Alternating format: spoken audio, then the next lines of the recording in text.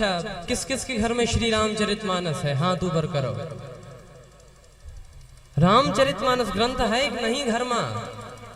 श्री रामायण जी किस किस के घर में है? हमारे घर में तो है। ये साहब बहुत कम लोगों के घर में है। हम तो समझते थे कि धार्मिक होगा थोड़ा चकारा।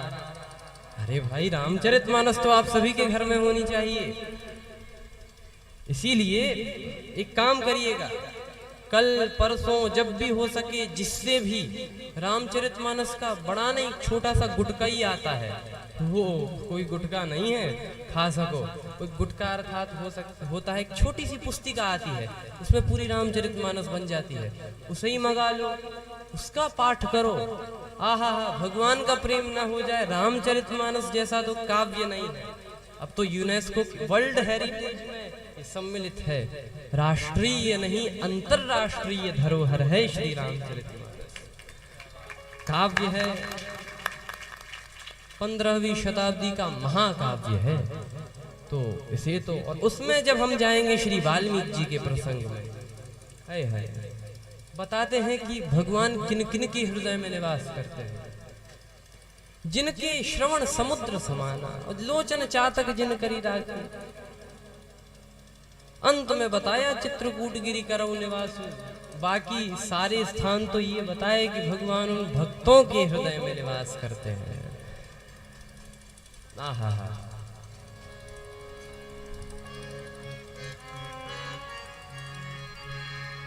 तो हम चर्चा कर रहे थे भगवान की कथा में कि स्वांत सुखाय नाना पुराण निगमागम सम्मतम यत् रामायणे निगदितम क्वचिदन्यतोऽपि स्वांत सुखाय तुलसी रघुनाथ गाथा भाषा निबंधुमति मंजुल मातनु। ये श्री रामचरितमानस में क्या क्या है?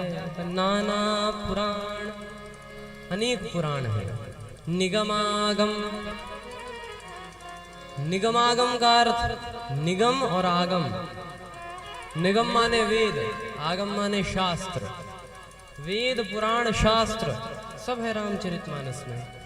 सम्मतम यद् रामायणे, वही रामायण का भाषा निबंधमति मंजुल मातनोति, तो वो सब रामायण में है। एवं कुछ अन्य, तो कुछ अन्य भी जो ग्रंथ है तुलसीदास जी का सब इसमें है। मैं कुछ नहीं कर रहा हूँ, केवल भाषा परिवर्तन कर रहा हूँ। भाषा निबंधमति मंजुल मातनोति। क्यों कर रहे हो?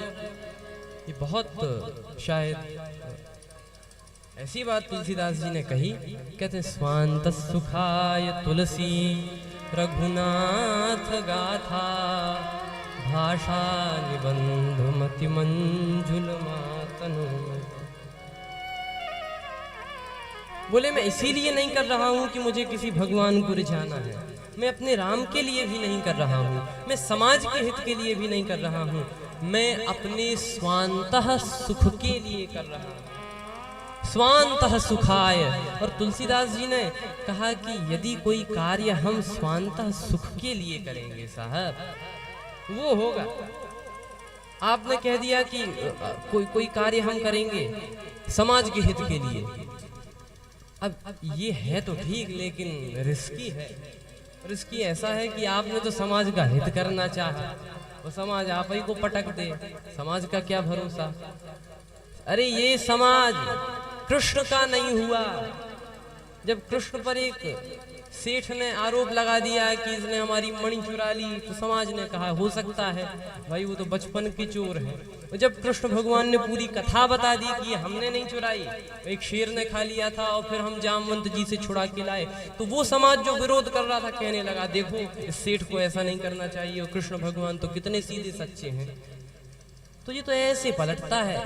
इसीलिए समाज बड़ा दोगला है साहब। तुलसीदास जी ने कहा मुझे कोई लोकहित की नहीं पड़ी है, मैं अपना सुख चाहता हूं। और ये तुलसीदास जी ने क्या प्रपोज किया? यहां पर एग्जिस्टेंशियलिज्म प्रपोज किया है साहब। अस्तित्ववाद। अस्तित्ववाद की जो कुछ चीजें हैं आपको श्रीमद् भगवद गीता में भी देखने को मिलेंगी। आप जब कर्म प्रकरण पढ़ेंगे श्रीमद् भगवद गीता का, लगेगा कि साहब एग्जिस्टेंशियलिज्म ही चल रहा है, एब्सर्डिज्म ही चल रहा है। स्वांतः सुखाय। अब आपको क्या लगता है हम कथा आपको सुनाने के लिए कह रहे हैं? नहीं, हम कथा अपने सुख के लिए कह रहे हैं। चलो यहाँ पर तो चकाराम फिर भी हम भाई भानेज हैं और फिर कथा व्यास बनकर आए हैं, आप लोग इतने मन से सुन रहे हैं और बड़ा आनंद आ रहा है। कहीं कहीं तो जाते हैं तो हम कथा सुना रहे हैं, जनता ऐसी बैठी है, अब बातें कर रही है, तो अब हम जनता ही को सुनाने बैठेंगे और जनता को सुनना नहीं है। अब उस पर थोड़ा ही हमारा कंट्रोल है। तुलसीदास जी ने कहा तो जिस पर हमारा कंट्रोल है कम से कम हम वो तो कर लें, और जब हम वो करेंगे तो समाज का हित भी होगा। स्वांत सुखाय तुलसी। तुलसीदास जी बड़े साफ शब्दों में कहते हैं, मैं ना तो इष्ट को रिझाने के लिए, इस ग्रंथ का पर्पस यही है कि मैं अपने स्वांतः सुख के लिए यह लिख रहा हूँ। स्वांतः सुखाय तुलसी रघुनाथ गाथा। दिस इज नॉट सेल्फिशनेस, ये कोई स्वार्थ नहीं है, लेकिन सच्चाई है कि हम किसी और के लिए कुछ करें, हो सकता है कि हम वो न कर पाएं, लेकिन वो चीज यदि की जाए जिस पर हमारा अधिकार है वो हो जाएगा। स्वांत सुखाय तुलसी रघुनाथ गाथा, भाषा निबंध मति मंजुल मातनो। कल वो भजन निवेदित किया था, राणा वर कई परणी हूँ। मीरा माता कहती है उस राणा से मैं विवाह क्यों करूं, मेरा अधिकार नहीं है साहब। वर परणीजू सांवरो मारो चूड़ो अमर हो जाए। इसीलिए उस चीज को मीराबाई ने लिया और श्रवण किया जिस पर उनका अधिकार था।